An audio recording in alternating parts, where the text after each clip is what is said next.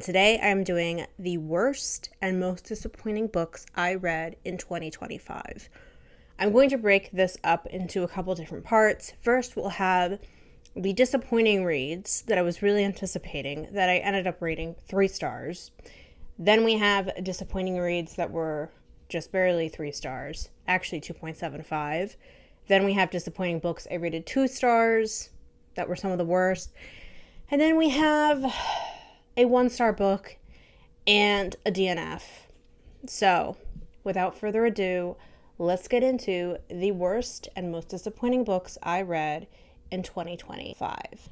So, kicking off the disappointing books in the 3-star category was Nightbitch by Rachel Yoder.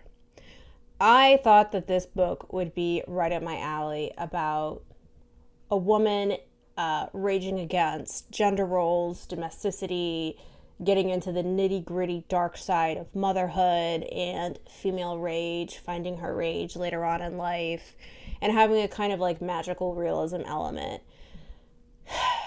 And this just didn't really work for me. It fell flat. I feel like the commentary on motherhood and how women are just expected to do it all and how parenthood overwhelmingly still falls on women in this society, I just feel like that commentary was very surface level, and it's already been said so many times before, so there was nothing that was really new or added to the conversation for me about this. And I was really unsure. The main character, like her relationship with her husband was barely explored. I really didn't understand their marriage at all. I didn't even feel like she originally wanted to have a child. That was never really discussed. And it felt like, I think that could have been interesting to talk about like your expectations versus the reality. But like, I read this and I was like, lady, did you even want a kid? And some of the aspects of the magical realism, I thought like the plot would go just in a different direction with like the subplot of the other women in the neighborhood, the other moms who also turn into dogs, and there's like this weird spoiler. There is like an ending that is like this art performance fever dream, but I just felt like she was trying to ape Mona Awad's Bunny, and it just did not work for me. And there was a scene where she kills the pet cat as a dog, I guess, as this wolf dog, which is also not clear to me. Was she a wolf dog or was she a werewolf? Because at one point she turns into a wolf dog, and the other point she's a werewolf. Also was not explained. But she kills the pet cat, and like you could see it coming, but I just did not understand like how did that add to the story by killing the pet cat? Like when Melissa Broder in The Pisces had a scene of an animal death, a pet death, even though it was upsetting, it's still like I could understand why she did it. This just did not add to the story. I just was very meh about it, unfortunately. The next book that I was so hyped for and let me down was Universality by Natasha Brown. Maybe I am too American to understand this. Maybe it is just too British, but I really don't feel that like British politics and like the current British political situation is that different from America. This started out good. It started out where we follow this group of anarchists in like a Yorkshire farm where they're like camping out, squatting, and someone in the group is nearly bludgeoned to death with a gold bar. So it's sort of like the first section is this investigative journalism piece, a la like a Vice story. But then we get into like these other characters, like we get into like the landlord that owned the farm, and I believe he also owns the gold bar, and then he has this relationship with this really awful political figure author that I don't remember her name. She's basically like a female Piers Morgan, and she's very anti-woke. And so a lot of this short novella is like following her and from her perspective, and it's obviously like lampooning, I think, the right wing that has appropriated certain left-wing talking points into a kind of populism that's really just fascism. And it's like lampooning that idea, and it's really good at like parroting and giving examples, but it did not cohesively gel into any other kind of narrative or add anything new. I did not understand, spoiler alert, the ending. The ending is literally this awful woman, I don't remember her name, in an interview, and she ends the interview, it's televised, she goes, "I do this for you." And she looks at the camera, and I was like, what? I mean, the fact that this was shortlisted for the Booker is crazy to me. I do not understand what the point was. I am still trying to figure out what the point is. And I don't know, maybe it really wasn't that deep. But it just, to me, is a parody, and I don't understand the point. Like, I could go read the Daily Mail, and I would get, like, the same gist. Yeah, unfortunately, it did not work. I still want to read Natasha Brown's other novel, her novella, Assembly, but I was very disappointed by this. The next book, I've also discussed this, that I was disappointed by and do not understand the popular hype, was Normal People by Sally Rooney. Maybe I'm just too old to, like, enjoy Sally Rooney, or at least, like, the kinds of stories that she generally writes about. It was just very dull. It was just very dull to read about these two people and their situationship over the years. I just, like, didn't really care. I didn't really care. And I'm not really, like, a huge fan of her writing style either. I think it is very... it's very simplistic, which sometimes is fine. But I like simplicity when it's paired with, like, a simmering undercurrent, like when there's a lot of stuff going on underneath that's bubbling up under the surface. I like that juxtaposition. And to me, this novel was just sort of like what you see is what you get. I don't know. I maybe I'm too old to like Sally Rooney, but this just was kind of tedious to get through. And then the last book that was a big disappointment, that I still rated 3 stars though, was We Love You Bunny by Mona Awad. I have a love-hate relationship with Mona Awad's work. I either really like her stuff, or I'm like, no. This needs to go through another round of edits. I loved Bunny, and I was pretty, like, I didn't really have high hopes for this because I think that this prequel sequel was completely unnecessary. I do think it was a cash grab. I do think it was, because Bunny blew up on TikTok, and so there is nothing in the first novel that really hints at any sort of continuation of the story. And I just felt like, first of all, this was way too long. It needed to be trimmed a good 200 some pages. And the section with the monster that the bunnies created prior to meeting the main character, prior to the narration of Bunny, all this stuff that happens in the first semester of their MFA program, Arius, that was way too long. It just felt a little bit sloppy. And I feel like it read at times like fan fiction. Like, it didn't really even feel like Mona Awad had written it. There was, like, a weird a pairing that she did with Arius and Jonah from the first book. And Jonah was such a minor character, and I felt like his purpose in the first book was really just sort of to ground the main character, Samantha, in reality, and then you kind of find out maybe he's not part of the reality. And it was just weird to, like, see this pairing of, oh, Jonah's actually queer, and now we're going to have graphic sex scenes. I was just like, okay, that's a interesting direction to take it. And not that I have any issue with, like, the fact that Jonah is queer, but it just kind of felt like it got out of left field. The problem with this book overall, though, was that I felt like Mona Awad was writing against the other interpretations of her work. Like, she was bothered by it, and she not just the bunnies, but she wanted to set the record straight as to, I'm going to get rid of any nuance, I'm going to get rid of any interpretation that you had about the book, and here is actually what really happened. And I hate when writers do that, and I think it's becoming a trend where, like, in works, they have to, like, spoon feed stuff to you because they don't like other people's interpretations.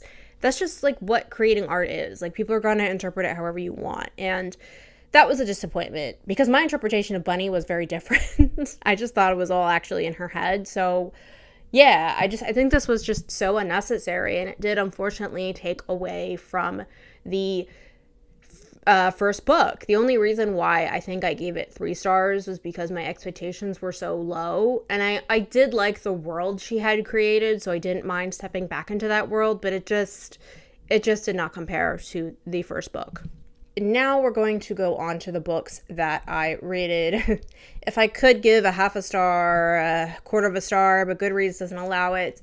These books barely eked out a 3 star. They really are more like 2.75, but here we go. So the first book in this section is Made for Love by Alissa Nutting. This was too goofy for me. I did not like the humor or the tone. It was very juvenile and cartoonish. The premise was interesting and it started out good. It is about a woman named Hazel who's on the run from her tech billionaire husband, who's like an Elon Musk, Mark Zuckerberg, Steve Jobs amalgam, and she runs away to this trailer park where her dad lives, and he has this sex doll that he's treating as an actual girlfriend. And unbeknownst to her husband has done something where he has the ability to really track her.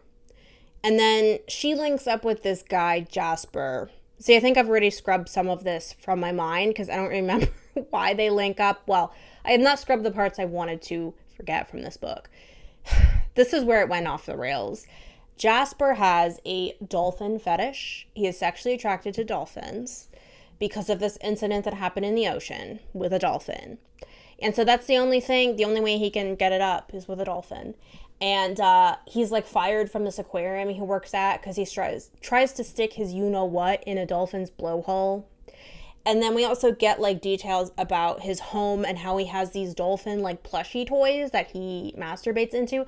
It was just, no. Look, I have read books about people's weird sexual fetishes like Sky Daddy by Kate Folk. And that book worked for me. This did not. This was like juvenile, jokey, cringe. Why? But the way I was ready for it to be over by the end. I just was like, it also wrapped up like so conveniently. No, I'm not going to read anything else by Alissa Nutting again. I'm sorry. It just started out good and then it went off the rails. And then the next book, I have not fully discussed this book yet, but I read it this month. That was Will There Ever Be Another You by Patricia Lockwood. This is what happens when you read a book that is solely because of the cover and the title. I got this from the library, so thank God I didn't spend any money on it. This is about a woman that is basically Patricia Lockwood. It's another example of autofiction and also meta as well. A lot of writing about writing, which is getting to be old with these new releases. They all want to be meta. And it's about her experience having COVID brain fog. But it's not really a novel. It's like a series more of like disconnected, slightly connected essays. And there are parts that were fine, but there are parts that are just complete gibberish. It's like, I think she just, like, the editor just thought, like, Patricia Lockwood's shower thoughts at 3 a.m. should be turned into a book. I think that if she was not an established writer, and she also, I don't even know, she wrote for, like, a TV show, or she has a TV show based on her life, I don't think this ever would have been published. It was just so incoherent and hard to understand at parts, and I get that that was the point, but it was not my taste. It was just too avant-garde. So this barely eked out a 3. The cat has really nothing to do with the story. It eats a lizard. There's one scene with a cat. It eats a lizard. Of course, she doesn't call it a lizard. She calls it a psychotropic skink. And then the cat, like, pukes. And I was like, why did you waste this beautiful cover and title on this goofy book? Yeah, no. Okay, now, we're getting into my 2-star books. These were really not good. Coming in number 1 here. I think we're going to go in this from like, to like, no, not good. Milkfed by Melissa Broder. I knew I was not going to like this. I just had a feeling I was not going to like it, but I liked Melissa Broder's other works, so I was like, let me just read this just to say I have read all of Melissa Broder there is. I feel like this book was, There were way too many heavy, disparate topics going on in this that were crammed into this novel. And I was uneasy with the way she went about certain things. I do not think that fat women were portrayed in a way that was very sensitive. I think that she reinforced a lot of these harmful stereotypes that fat people are happy and jolly and they just like eat what they want because they don't care. There's a lot of weird kinks in here that just sort of like, no, I don't want to read about it. I'm sorry. It's not my cup of tea. I don't want to read about your mommy daughter fetish and your fat fetish, and no, not for me. There was like other stuff too, like we also get into like, because the main character Rachel is Jewish, and then the woman she gets involved with, I don't even remember her name, I'm so sorry, the bigger woman Miriam, she's an Orthodox Jewish woman, and Rachel is like Reformed Jewish and like lapsed, and so we get into like religion too into this as well, and like Jewish identity, and we even get into Zionism and anti-Zionism, but I felt like even those parts, like Rachel takes the part of like more of an anti-Zionist Jew, even that was just like her criticism was just so like tepid, and I think that it was trying to be like, I feel like the book at times was trying to be anti-Zionist, but at times it just sort of unintentionally reinforced liberal Zionism. And then even just like how eating disorders were handled, I felt that it felt like at the end, spoiler, that Rachel was like cured. Like she was cured because she dated a fat woman who taught her how to eat whatever she wants, to eat junk food and not be restrictive. It was kind of implied, or at least that's how it left off. And it's like, that's not how eating disorders work. What? I don't know. Like I said, there was a lot of stuff in this book that was like, I hate to say it, but was kind of offensive and just wasn't really handled tactfully, I felt. There was also certain writing, like some of the writing was just not good. Like the dream sequence with the 16th century rabbi just felt like a rough draft. Like, I don't know. Yeah, this is by far my least favorite Broder work, unfortunately.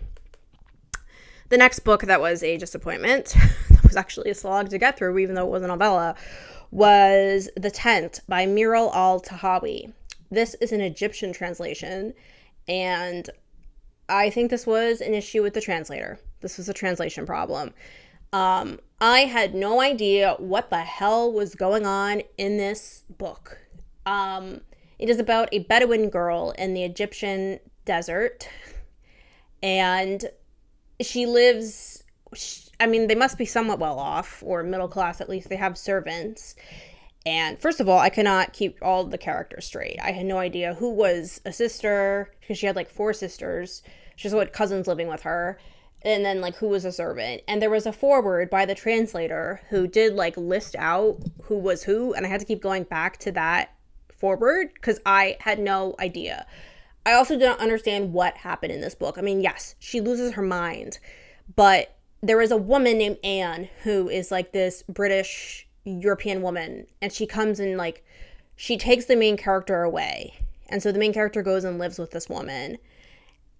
And I don't understand why. I don't understand what time period this was. The main character loses her leg. Spoiler on that, sorry. And I don't know why that happened. Then, of course, she loses her mind. I was so confused, and I think this was just a lot was lost in translation. And it took me a while to get through this, even though it wasn't a novella. Like, it was under 100 pages, I think. So, yeah, I'm sorry. This was just bad translation. The next book that was unfortunately a 2-star that I really anticipated, and I think it was actually probably my most disappointing read of the year, was Doll Parts by Penny Zhang. This is about 2 women who are friends in college, and then they go their separate ways, and then the one ends up dead, and the other tries to solve her murder. But she went after her husband after the friend died, and she's living in his house, and she had a baby with him. Okay. The title takes from a song by Hole called Doll Parts. So part of this novel, when the two women are in college, is grounded in the 90s, but it does not give 90s. Now, I am not a 90s teen. I was a kid in the 90s, but I have a special affinity for 90s alt rock. And I just had to wonder what age the author is, because this gave off someone who was also not a teen in the 90s and was just like trying to imagine what it was like. Like, there was one thing where they talk about LiveJournal. I'm like, LiveJournal was in the 2000s. Like, The writing felt like YA. It was very YA. It was very simplistic. It felt very young. And, just because you have main characters that are in their teens and early 20s does not mean that the novel is going to be YA. But that's how it read to me. And obviously, because there is a murder mystery to it, it does not have that sort of like aha moment that murder mysteries have, where things just sort of like, oh, the light goes on and you're like, that's who the killer is. It just did not work. It just did not cohesively gel. And yeah, like I felt like someone said like this should have stayed as a playlist, and I agree. Like, music is a big part in this, and the music was just not really interwoven into the text, and I don't know. It just was very superficial, not well written. I mean, I love Hole. I love 90s alt rock. I love Sylvia Plath. And this was just, unfortunately, just fell flat on its face for me. And then the last 2-star book I read, this book pissed me off, was The Sleepwalkers by Scarlett Thomas. I mentioned this in my Books Like White Lotus video. Oh, I'm so sorry I recommended this book. This is about a couple that go on vacation to this Greek island. And on vacation, the innkeeper there is a little weird, and she's flirting with the husband, Richard. And so I think the author was trying to like make this an experimental novel, and it just did not work, because a lot of this is epistolary, which I generally am not a huge fan of, because it's all tell and no show. And so you have like pages and pages of the wife writing a letter to her husband about like events that have happened while they're on the island. So it's like told in flashbacks. And then you also have the husband, Richard, writing to his wife. There's like transcripts of recordings and stuff like that. Like a murder has taken place, and murders have taken place there before is what you get. And it just was, I've tried to like honestly purge this from my memory, but I still remember like the kicker. So I'm going to have to give spoilers on this. The kicker of this story, what you find out that is the great big secret. I forget the main woman's name. I think her name was Evie. She finds out on their wedding that Richard is her rapist. She married her rapist. And his best friend and him, Richard, gang raped her when she was in college. Okay? But do you want to know why Richard is the way he is, why he became a rapist? Is because when he was a young boy, him and his friend went to a porn shop. And because he went to this porn shop, he became a rapist. Okay, all right, focus on the family, Ted Bundy. Okay, sure. And then also we're supposed to get that the woman who is the innkeeper on the island and was doing some shady business, we didn't know what, she was sex trafficking people. That just comes out of nowhere. You're like, how are we supposed to get that? Just because she was taking some high fashion photographs of people living there, she was a sex trafficker. Give me a break. It was so stupid. I was so annoyed with this book. I wanted to throw it against the wall. Yeah. Do not recommend that. The next section is a little DNF I had this month, unfortunately. I made a separate video about my DNFs about a month ago or so. But I had one more, so maybe I should have waited. But this was by far my most disappointing, because it had been on my TBR for a while, and that was A Manual for Cleaning Women by Lucia Berlin. This was listed on the New York Times 100 Best Books of the 21st Century. Okay, yeah, this collection came out in 2015 after she had died, But all of these stories were written in the 70s and 80s. So how is that the 21st century? It is not. Anyway, that's irrelevant. There's about 43 stories in this, and I read about 11 because I could not do it. Her writing was very sparse and abrupt in a way that had really no narrative at all. Like, no narrative structure, no character development. And I have read some authors like that, and it's kind of hit or miss. Sometimes it works, sometimes it doesn't. But this really, I read the stories, and every single story I read, I was like, what was the point of this? What was the point of this? And probably the first two stories in this collection honestly turned me off so much that I started to skip around. The first story is about a drunk Native American man at the laundromat. It's called Angel's Laundromat, I think. And it takes place in New Mexico. And the main character, like all of these main characters are very clearly the author. She strikes up this friendship with him, but like he's a drunkard, and that's basically the story. I don't know. And then the next story is called like Mr. Moynihan or something, about this dentist. And the main character, her grandfather was a dentist when she was a young girl, and her grandfather was a massive racist. And he was a very proud and loud racist, and he liked to hang up signs around his office that said he did not serve black people. And she also was not allowed to play with the Syrian and Mexican children. One day, her grandfather, he made like this molding of his teeth, and he says to his granddaughter, I want you to pull out all of my teeth so we can stick this molding in. And it's very, very graphic. It was like reading a horror novel. It was disgusting. So that, coupled with the grandfather's like unchallenged racism, and I was like, are all of these stories going to be about racist white people? Because I don't really care to read about it. Like, I get it. It was the 70s and the 80s, but like, what is the point? And yeah, I skipped around. There was like one story that was okay. It was about the main character again. She goes to Mexico to get an abortion in a pre-Roe era. But like, that was the only one that actually had like a narrative. The others, I was just like, no, I am not going to read. It was like 400 pages, 43 stories. Was not going to do that. Sorry. And now the last book, the worst book, the 1-star book I had this year was Things Have Gotten Worse Since We Last Spoke and Other Misfortunes by LaRocca. Now, this is not normally something I would read. I got this in a little lending library. So that was my first mistake. This has 3 short stories in it. The first short story is the best, if you could say that. That's not saying much. It's about 2 women that communicate in the late 90s through AIM messages. And it's kind of like has like a thriller, psychological horror aspect to it.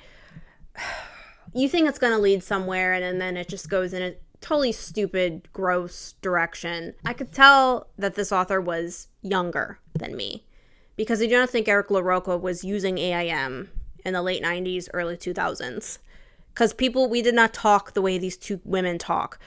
Okay. And so I already had finished that story because it went like so quickly because it's mostly dialogue. And then I pushed through and I read the other 2 stories. And I think it could really get worse.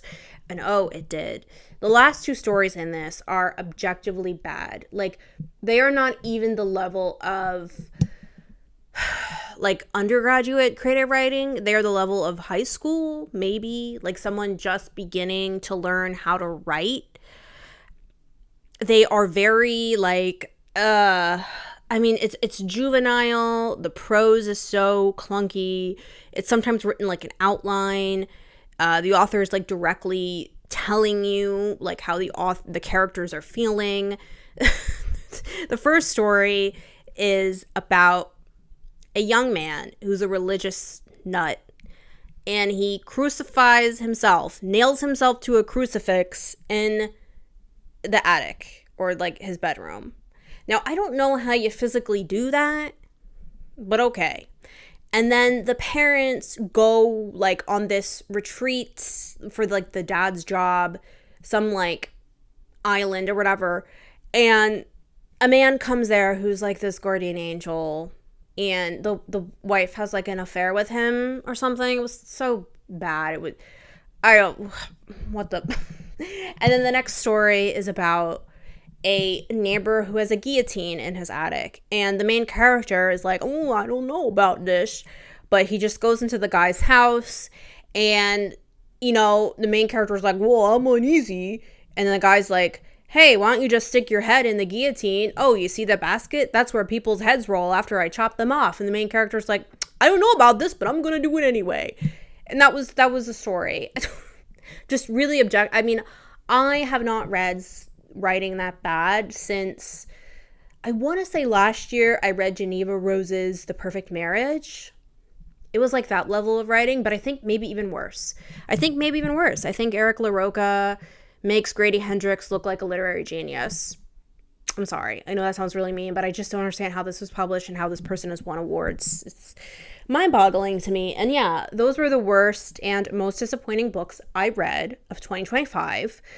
Yes, these are my opinions. Yeah, let me know what your worst and most disappointing books were of this year, and if you agree with any of my takes on any of these titles. And yeah, I will come back to you probably in the new year with my best books of the year, something on a little more of a positive note. But yeah, just doing some exorcism of getting all these bad books out of my system, because I'm never going to talk about them again on this channel. And that's it. And I will see you in the next one. Bye-bye.